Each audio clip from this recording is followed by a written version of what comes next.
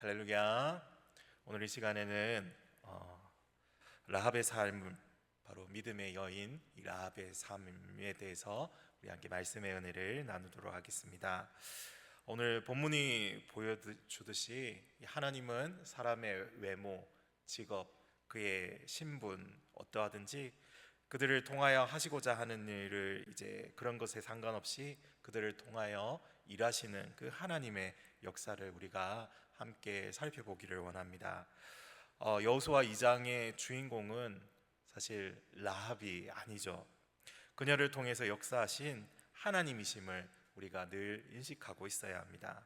만약 라합이 이 여인이 여기에 말씀의 주인공이라면 여호수아 2장의 말씀은 세상이 다루고 있는 위인 전기문과 사실 다름이 없이 해석하는 것입니다. 그렇게 된다면 우리가 라합처럼 믿음으로 살지 못한다고 괴로워하고 책망받고 이 라합을 영웅시하게 되는 그러한 풍조까지 있게 되는 것이죠. 하지만 위인 전기로서 성경을 보는 것이 아니라 오늘 성경이 의도하고 있고 성경이 보여주기를 원하는 그 방법으로 우리가 보게 된다면 이 중요한 신앙의 원리를 또 우리 여기서 함께 생각해 볼 수가 있겠습니다.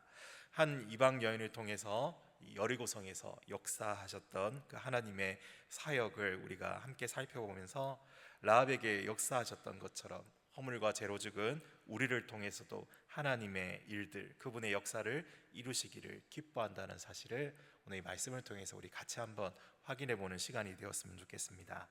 오늘 말씀에서 이러한 사실을 함께 확인한다면 우리는 하나님의 역사에 억지로 헌신하는 것이 아니라 하나님께서 우리에게 행하신 일을 기억하면서 감사함으로 헌신할 수 있다는 사실을 또한 우리가 더 나아갔으면 좋겠습니다.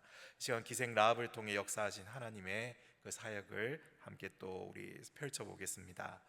먼저 우리는 어떤 사람들인가 한번 생각해 보았으면 좋겠습니다. 이전에 소망이 없이 죄악 속에 있었지만 이제는 믿음으로 믿음 안에 있는 사람들임을 우리는 또 여기서 생각해 볼 수 있습니다.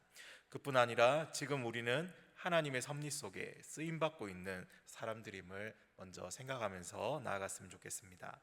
출애굽한 이스라엘 백성이 요단강 동편에 이제 진치고 있었고 여호수아는 하나님께서 약속하신 가나안 땅을 정복하기 위해 이렇게 준비를 할 무렵에 여호수아 2장에서는 라합의 이야기로 이렇게 시작되고 있습니다. 여호수아는 여리고성을 미리 파악하기 위해서 두 명의 정탐꾼을 이제 파견하죠. 여리고성으로 보냅니다. 스파이죠. 그들이 머물고 있는 이 시딤에서 여리고까지는 한 20km 정도, 굉장히 가까운 거리였습니다. 여리고는 이 아모리 족속의 도시입니다. 아모리 족속. 그래서 사실 여기가 이 이스라엘이 굉장히 특이한 지형인데 지구상에서 아주 낮은 지대에 속해 있는 거기에 건설된 도시라는 것이죠. 이 서쪽으로 이스라엘 지도를 잘 펼쳐보면은 서쪽에 지중해가 있죠. 바다가 있죠. 그 위로는 유럽이 있고 그런데 이 지중해 바다 수면보다 250m 더 낮은 지형이 이렇게 이제 이스라엘 안에 있습니다. 그곳에 이 250m나 낮은 곳에 해수면보다 여기에 위치해 있습니다. 하지만 이 여리고의 거대한 그 견고한 성벽은 수백 년 동안 거기에 우뚝 솟아 있었던 곳이죠. 아주 정복하기 힘든 그러한 난공불락의 성 중에 하나가 이 여리고였다라고 역사학자들이 이야기하고 있습니다. 가장 낮은 곳에 가장 강력한 성벽을 자랑하는 이 아모리 족속이 이제 가나안으로 나아가야 할 이스라엘 백성 앞에 버티고 서 있었던 것입니다.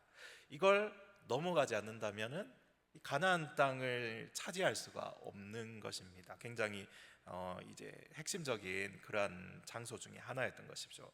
사실 아모리 족속은 굉장히 나쁜 풍습을 가지고 있는 족속 중에 하나였죠. 어린아이를 이 신에게 제물로 바치는 아주 악한 풍습을 행했다고 알려진 사람들입니다. 여리고 정복은 이렇게 아모리 사람들의 죄악이 관영했을 때 수행되어진 바로 그러한 정복전이죠. 죄악의 도시 이 성문에 한 여인이 앉아 있습니다. 라합과 그녀의 집, 그녀의 집이 성문 위에 있었다라고 그렇게 돼 있는데 아마 이 성문 위에 여관의 기능을 했고 그녀는 기생 또는 매춘부라 불리는 여인이었습니다. 그녀는 여리고에서는 어떻게 보면 가장 밑바닥에 있는 그러한 계층의 사람 중에 하나일 것입니다. 사람들로부터 아마 멸시받을 수도 있고 천대받을 수도 있는 그런 사람 중에 하나죠. 그런 라합에게 어느 날 여호수아가 보낸 이 정탐꾼들이 찾아왔고, 그녀가 이제 정탐꾼들을 숨겨주고 그들에게 신뢰를 받지 않습니까? 그리고 나서 이 이야기는 누구나 다 잘 아실 겁니다. 그래서 그녀의 가족이 결국 구원을 받게 되는 그러한 이제 이야기입니다. 여기 신기한 것은 여호수아가 보낸 두 정탐꾼이 거룩한 하나님의 백성인데 지금 기생의 집에서 안전과 그들에 대한 정보를 얻고 있다는 겁니다. 여기서 얻을 줄 누가 알았겠습니까? 하나님의 세밀한 인도와 섭리로 이 모든 것들이 진행되고 있음을 우리는 먼저 생각해 볼 수 있습니다. 하나님은 이 두 정탐꾼에게 라합을 통해서 필요한 정보를 얻게 하셨을 뿐만 아니라 라합의 가족을 구원하기를 원하셨던 것이 이것의 또 이제 본문의 흐름인 것이죠. 라합은 어쩌면 기생으로서 이 치욕적이고 소망 없는 삶을 이제 청산하고 예수님의 족보 중 한 부분을 차지하여서 하나님께서 베푸시는 은총의 삶으로 이렇게 회복되는 그러한 사람을 대표하고 있습니다. 이스라엘 족속이 아니었지만 그녀는 이스라엘 족속으로 옮겨지는 놀라운 은혜를 받은 사람이죠. 이 사건을 야고보서 2장 25절과 26절은 이렇게 말씀하고 있습니다. 자막에 보시죠. 또 이와 같이 기생 라합이 사자들을 접대하여 다른 길로 나가게 할 때에 행함으로 의롭다 하심을 받은 것이 아니냐. 영혼 없는 몸이 죽은 것 같이 행함이 없는 믿음은 죽은 것이니라. 굉장히 유명한 말씀인데 행함으로 의롭다함을 받는다. 이 야고보서에는 굉장히 특징적인 말씀 중에 하나죠. 이 행함이 있는 믿음으로서의 실제 모델이 라합이다. 이렇게 지금 야고보 사도가 소개하고 있는 겁니다. 또 라합은 히브리서 11장에 그 우리 신앙의 인물들을 이렇게 열거할 때 나오는 그 중에 또 같이 포함되어 있습니다. 이 살아있는 믿음을 가진 신앙인의 모델로서 이렇게 또 묘사되고 있는 것이죠. 11장 31절에 보시면요, 믿음으로 기생 라합은 정탐꾼을 평안히 영접하였으므로 순종하지 아니한 자와 함께 멸망하지 아니하였도다. 아멘. 주목해 볼 것은 이런 라합의 믿음과 사실 비교되는 사람들이 있는 겁니다. 비교되는 사람들, 바로 출애굽 1세대들인 것이죠. 수많은 출애굽 1세대들이 사실 이 라합의 믿음과 비교되는 대척점에 있습니다. 그들이 하나님의 은혜와 섭리 가운데 출애굽했습니다. 육신적으로는 아브라함의 자손들이고 이스라엘로 불리고 있지만 결국 광야에서 40년 동안 줄기차게 불순종하죠. 이 불순종에서 불만, 불평, 이 반역을 하다가 결국에는 죽었던 사람들입니다. 결국 그들은 자신들의 불순종으로 하나님 앞에 범죄하여서 참 이스라엘이 아닌 사람으로 또 죽게 되었던 겁니다. 출애굽 1세대는 완전히 실패하여서 갈렙과 여호수아 빼고는 다 죽었고, 그들이 다 죽고 나서야 하나님께서 새로운 세대가 가나안 땅에 들어갈 수 있도록 이렇게 허락을 하시지 않습니까?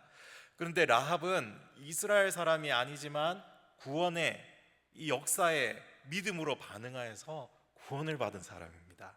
나중에 또 이스라엘 사람과 결혼하지 않습니까? 더 나아가서 수많은 육신적인 이스라엘 사람들도 경험하지 못했던 참 이스라엘의 일원이 되어서 가나안 땅을 들어가는 새로운 삶을 얻게 됩니다. 아모리 족속에서 참 이스라엘 시민권이 이제 바뀌게 된 것이죠. 아모리 족속에서 참 이스라엘. 그래서 이런 라합의 모습은 우리가 예수님 없이 살았던 이전의 모습을 사실 떠올리게 하는 굉장히 좋은 이 표본입니다. 죄인의 모습을 떨쳐버리고 하나님의 언약의 백성이 되었음을 보여주는 사람으로서 라합만큼 이 좋은 이 표본이 없다는 것입니다. 여리고에서 그것도 천민으로 살아가는 라합이 하늘의 시민권자가 된 것이죠. 예전에 중국에 제가 방문한 적이 있는데 북경 온누리 교회 예배에 참석한 적이 있습니다. 그때 유명한 김하중 대사님, 중국 대사죠. 그분이 와서 강의도 하고, 또 재밌었던 게 유승준 씨라는 이 가수가 와서 또 신앙 간증하고 찬양도 부르기도 했습니다. 그런데 이 유승준이라는 가수가 어떤 사람입니까? 요즘에도 한 번씩 그 입방아에 오르내리기도 하는데, 예전에 이 한국 국적을 포기하겠다고 선언했던 사람입니다. 그래서 미국 국적을 선택해서 이제 군대를 가지 않겠다, 계속 연애 활동을 이어가겠다, 그렇게 이제 결정을 내리고 그걸 발표해서 큰 파장을 일으켰던 사람입니다. 그래서 이제 군대에 가지 않겠다고 발표한 후에 정부에서 바로 어떻게 합니까? 입국 금지를 그냥 바로 해버린 것이죠. 그래서 아직도 국내에 들어오지 못하고 있습니다.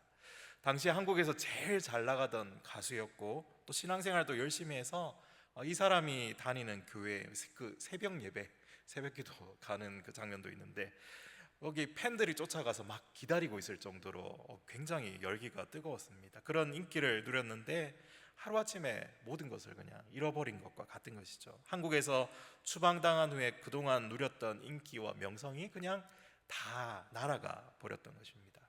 제가 북경에 갔을 때에도 입국 금지를 당한 후에 한국에 들어가지 못하고 중국에서 활동하던 그 시기였는데 그때도 그러더라고요. 자기가 얼마나 잘못 판단했는지 이 과거를 이제 반성하는 그런 이제 모습을 이제 한참 이야기했던 게 기억이 납니다.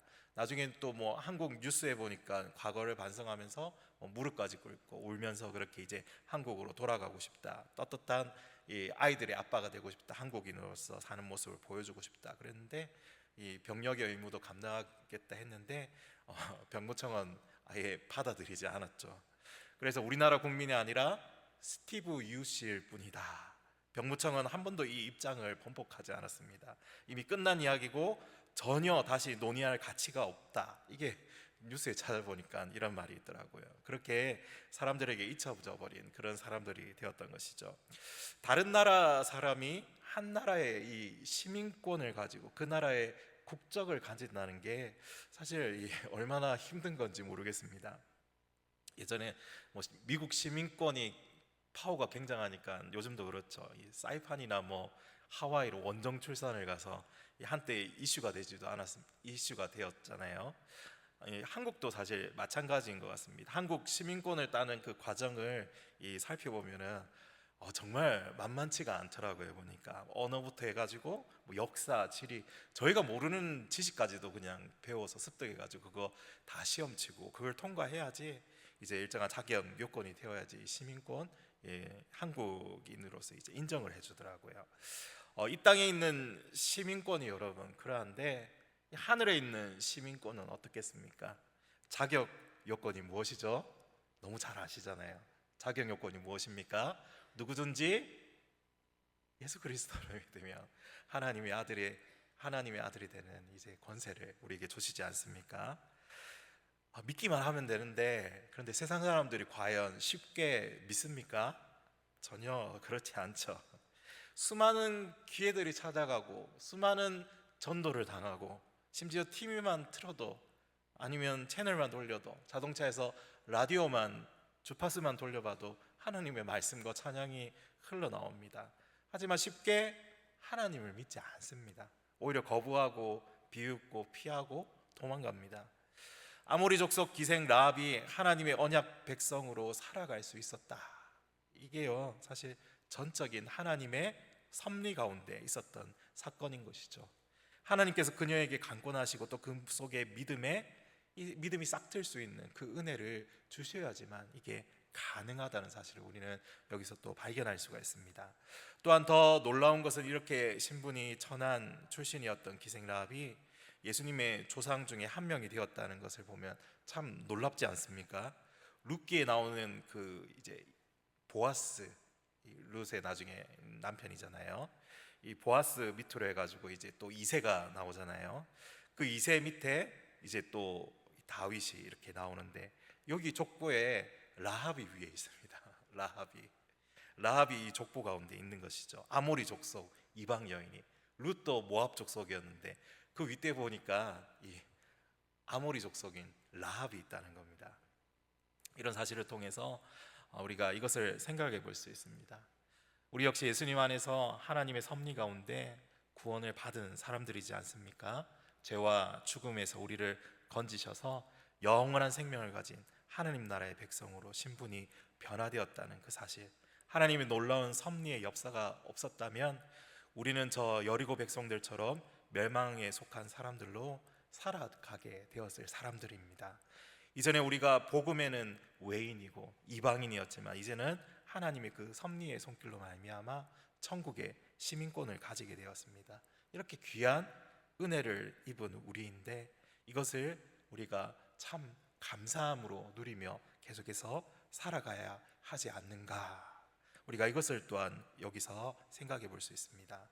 이 넘치는 하나님의 구원의 은혜, 합당치 않은 우리에게 부어주시는 하나님의 그 은혜, 보이지 않게 세밀히 역사하시는 하나님의 은혜를 입은 새 이스라엘로 변화받은 존재가 바로 저와 여러분인 줄 믿습니다. 지금 이 순간에도 예수 그리스도를 힘입어 그 은혜의 보좌 앞으로 담대히 나아가 예배드리는 은혜를 우리가 누리고 있지 않습니까? 이게 아무에게나 주시는 게 아니라는 것이죠. 하나님이 선택하시고 부르시고 자녀 삼아 주셔야지만 가능한 일이라는 것입니다. 우리의 지난 날을 생각해 보면, 주님 없이 살던 시절을 생각해 보면 어떻습니까, 여러분? 지금은 우리가, 여러분이 신앙의 형제 자매와 언약의 자녀들, 또 신앙의 가정을 가지고 있지 않습니까? 이제 우리 역시 이제 새 이스라엘의 일원이 되었습니다. 또 하나님으로부터 주의 교회를 세워가라고 여러 가지 우리에게 직분도 맡기셨습니다. 그에 맞는 은사라는 선물도 우리 각자에게 다 주셨습니다. 그러므로 주 안에서 사랑하는 성도 여러분, 주님이 주신 그 은혜를 깨닫고 기억하고 감사함으로 충성스럽게 헌신으로 그 일꾼으로 청지기로 살아가는 우리 모두가 되어야 하지 않겠습니까? 이렇게 우리의 비참한 신분을 변화시켜 새롭게 하신 그 하나님의 섭리를 깨닫고 감사함으로 헌신하며 살아가는 라합같이 변화된 우리 모두가 되기를 소망합니다. 그렇다면 이렇게 신분의 변화를 받은 우리는 어떠한 자세로 헌신해야 합니까? 바로 주님 다시 오심을 기다리면서 온전히 하나님을 믿음으로 헌신해야 합니다. 여호수아는 정탐꾼 2명을 보냈다고 했죠. 라합의 집은 사실 사람의 왕래가 많은 여관과 같은 곳입니다. 여호수아가 보낸 2 정탐꾼이 들어가는데 사실 큰 어려움은 없을 겁니다. 성벽 바로 위에 있고, 특별히 라합의 집에 들어간 것이 하나님의 인도이며 또한 섭리입니다. 그런데 정탐꾼이 라합의 집으로 들어간 것을 누가 보고 그 사실을 여리고 왕에게 이제 일러 바치죠. 그리고 그 즉시 병사를 불어서 정탐꾼을 내어 놓아라, 이렇게 라합에게 명령합니다. 그러자 라합은 지혜롭게 이렇게 설명합니다.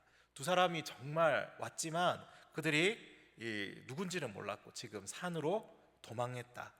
추격하면, 지금 빨리 추격하면 잡을 수 있다. 다행히 왕의 종들이 라합의 집안을 막 수색하고 뒤지고 이런 구절은 없습니다. 순순히 라합의 말을 믿고 아마 떠난 것 같습니다. 이건 역시도 사실은 하나님의 보이지 않는 섭리의 손이 작동하고 있는 겁니다. 지금 이렇게 위기 상황을 넘긴 뒤에 2 정탐꾼은 라합의 집 창문에서 내린 그 밧줄을 타고 이제 무사히 도망치고 3일간 밖에 또 이렇게 머물고 그렇게 돌아가죠. 그런데 이 당시에 통용되던 이 법이라고 그러죠. 로우. 이 법을 안다면 우리는 이 라합의 이런 행동이 얼마나 이 대담무쌍하고 위험했는지를 좀 단면을 좀 이해할 수가 있습니다. 이 당시에 죄를 범한 여성에게 내리는 무서운 법이 있는데 함무라비 법전이라고 우리 역사 시간에 배우잖아요. 도덕 시간에 배우고, 함무라비 법전에 여기 이제 고대 근동의 법들이 기록되어 있는데 거기에는 이렇게 되어 있습니다. 109항에 보면 만약 음모자, 불량배, 반역자들이 술집 여주인의 집에 모였는데 이들을 체포하여 궁전으로 인도하지 않았다면 그 술집 여주인은 사형. 이 당시의 법입니다. 당시 고대 근동에 통용되던 이 함무라비의 이 법 비슷한 것들이죠. 결국 우리는 라합의 행동이 결코 쉬운 행동이 아님을 여기서 우리 또 생각해 볼 수 있습니다. 그녀는 믿음으로 자기 생명을 걸고 사실 그들을 탈출시켰던 것이죠. 그녀의 집에 숨었던 정탐꾼들에게, 이 정탐꾼들을 왕에게 고발하지 않는다면 라합은 사형입니다. 라합은 자기 목숨을 담보로 하고 정탐꾼을 지금 지붕 위에 그 3대 안에 숨겼던 겁니다. 어디서 이런 용기와 모험심이 솟아나왔을까? 그 실마리는 오늘 우리 본문에서 찾을 수가 있습니다. 바로 라합이 전능하신 하나님에 관한 소문을 믿었기 때문입니다. 이스라엘의 하나님께서 40년 전에 자기 백성을 애굽에서 이끌어 홍해를 건너게 하시고 광야에서 그들을 보호하셨고 요단 동편의 아모리 족속도 물리치게 하셨다는 이 소문을 들었습니다. 그리고 그것을 받아들였습니다. 마음에 믿었습니다. 수용했습니다. 단순한 믿음과 두려움 그리고 경외의 마음이겠지만 이 같은 위험한 일을 결정하게 되는 그 계기가 그 안에 있게 되는 것이죠. 이것을 바꾸어 말하면 여호수아를 통해 승승장구하도록 역사하신 능력의 하나님을 믿은 그녀는 바로 그 하나님이 자신도 앞으로 여리고에서 펼쳐질 그 죽음에서 구원하실 수 있음을 믿었던 것입니다. 그래서 여호수아 2장 9절에서 라합은 이렇게 고백합니다. 내가 안다, 이렇게 계속 말하면서 여호와께서 이 땅을 너희에게 주실 줄을 내가 아노라. 우리가 너희를 심히 두려워하고 이 땅 백성이 다 너희 앞에 간담이 녹나니 내가 안다. 너희에게 주실 것을 내가 안다. 아는 것은 또 믿음하고 연결되잖아요. 곧이어 라합은 자기가 정탐꾼을 숨겨준 일, 즉 그들에게 선하게 대한 일을 기억하게 하면서 자기 혼자만 살려줄 것을 구하지 않고 이 가족, 친척들 모두 살려줄 것을 여호와께 이제 맹세하게 하죠. 그리고 진실한 표를 줄 것을 요청합니다. 라합은 정탐꾼들이 자기들의 이제 목숨을 이제 걸고 맹세하도록 이렇게 요구한 것이죠. 그래서 어떤 일이 있어도 그들이 약속을 어기지 못하고 변개시키지 못하도록 그렇게 하고 있습니다. 21절에 보면 라합은 정탐꾼을 보내자마자 그들과 약속한 이 자기 집 창문에 무엇을 달게 됩니까? 붉은 줄. 이 붉은 줄, 어디 멀리서도 보이는 그 붉은 줄을 달게 합니다. 라합의 이러한 행동은 하나님의 구원을 임박한 것으로 생각하면서 간절히 소망하고 기다리는 그러한 모습이죠. 또한 이 붉은 줄은 전통적으로 그리스도의 구속의 피를 상징한다고 많은 학자들이 이야기합니다. 22절에 보면 두 정탐꾼은 여리고 근처 산에 이제 3일간 숨어 있었는데 여리고 왕이 보낸 군인들이 결코 절대로 그들을 찾지 못했습니다. 다시 한번 하나님의 인도하심이 있었음을 여기 또 암시하고 있죠. 나중에 여리고 왕의 군사가 두 정탐꾼을 찾지 못했기에 이 라합에게 돌아가서 뭐 해코지하거나 신문하거나 처형하지도 않았습니다. 보이지 않는 하나님의 역사가 사실 여호수아 2장에는 굉장히 많다는 사실을 우리는 계속해서 확인하게 됩니다. 마치 그 영화 속의 그 주인공, 총을 쏘는데 항상 총알이 피해가는 그 주인공처럼 그녀의 믿음을 향한 하나님의 이 호의가 계속해서 펼쳐지고 있는 겁니다. 이 새롭게 신앙, 믿음을 가지고 된 그녀에게. 그리고 약속대로 여호수아 6장에 보면 라합의 친척 모두가 구원을 받죠.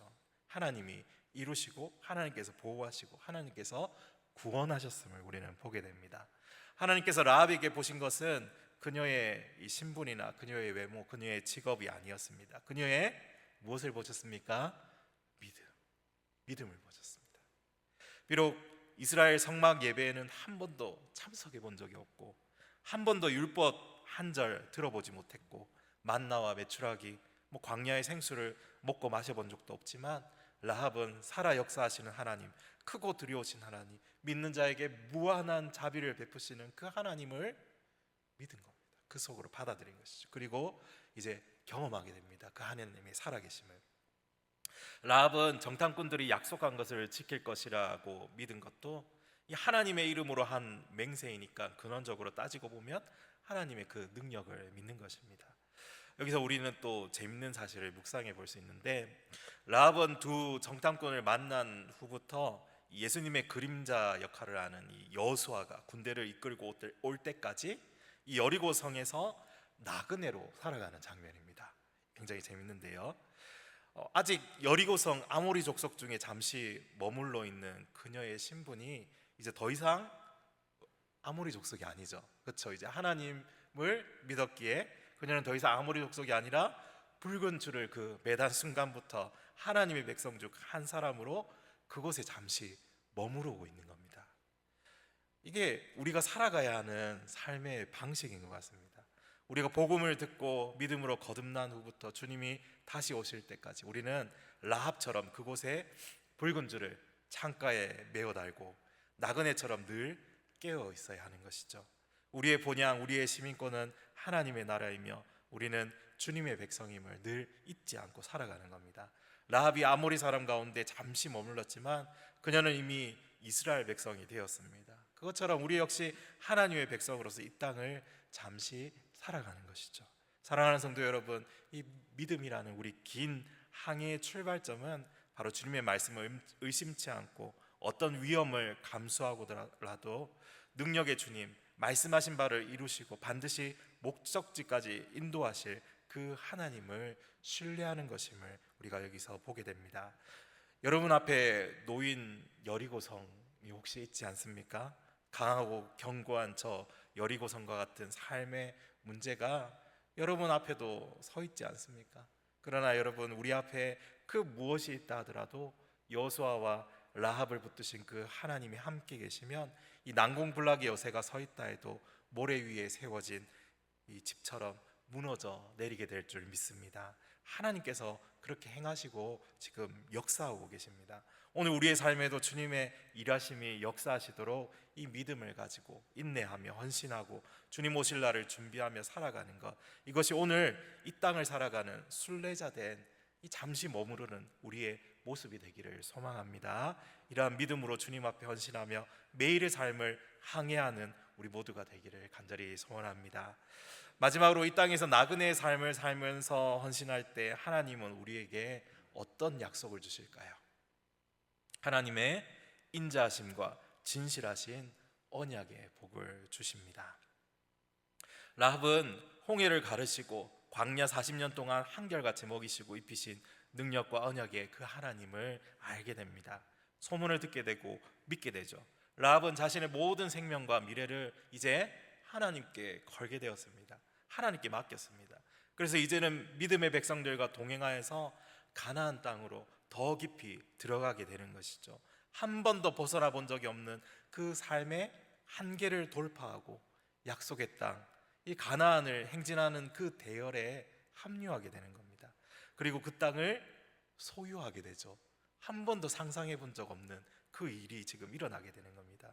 14절에 보니 라합은 인자와 진실의 복을 받습니다. 14절 말씀 우리 함께 읽어보겠습니다.